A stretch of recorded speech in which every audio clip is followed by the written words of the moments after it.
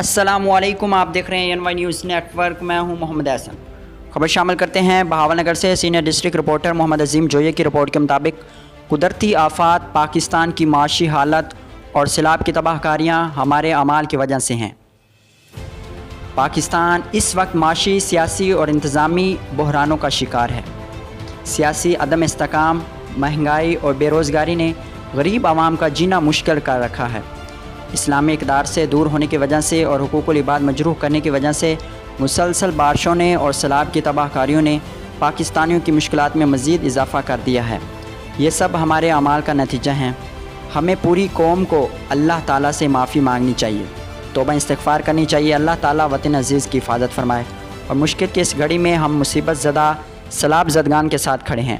وزیر اعظم پاکستان میاں شہباز شریف اور مخیر حضرات سیاسی اختلافات بھلا کر غریب عوام کی فلاح و بہبود کے لیے فوری عملی اقدامات اٹھائیں۔ ان خیالات کا اظہار مشہور و معروف سیاسی سماجی رہنما میاں مشتاق احمد سکھیرا نے کیا۔ انہوں نے مزید کہا کہ سیلاب نے پاکستان کے تمام علاقوں کو متاثر کیا ہے۔ ہمارے وہ بھائی جو سیلاب سے متاثر ہوئے ہیں، جن کی جانی اور مالی نقصان کا ازالہ کرنا تو ممکن نہیں ہے، مگر ہم سب کو سیلاب زدگان کی مدد کرنی چاہیے۔ متاثرین تک خوراک، دوائیاں اور ضرورت زندگی کی تمام بنیادی اشیاء مہیا کرنی چاہیے، تاکہ پاکستان کو درپیش مشکلات میں کمی آ سکے اور پاکستان ترقی اور خوشحالی کی منازل طے کر سکے۔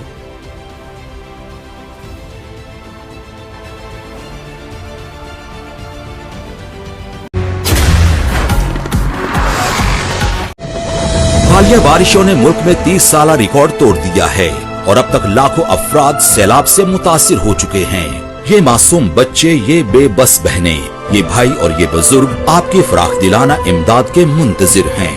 وزیر اعظم پاکستان محمد شہباز شریف کے سیلاب زدگان کے لیے مالی امداد کی اپیل۔ آپ بھی اسپیشل اکاؤنٹ G12164 میں دل کھول کر امداد دیں اور اپنے ہم وطنوں کے زخموں پر مرہم رکھیں۔ بیرون ملک مقیم Pakistani wire transfer, money service bureau, money transfer operators اور ایکسچینج ہاؤسز کے ذریعے عطیات بھجوا سکتے ہیں۔ اندرون ملک کمرشل بینکوں میں بھی نقد عطیات جمع کروائے جا سکتے ہیں۔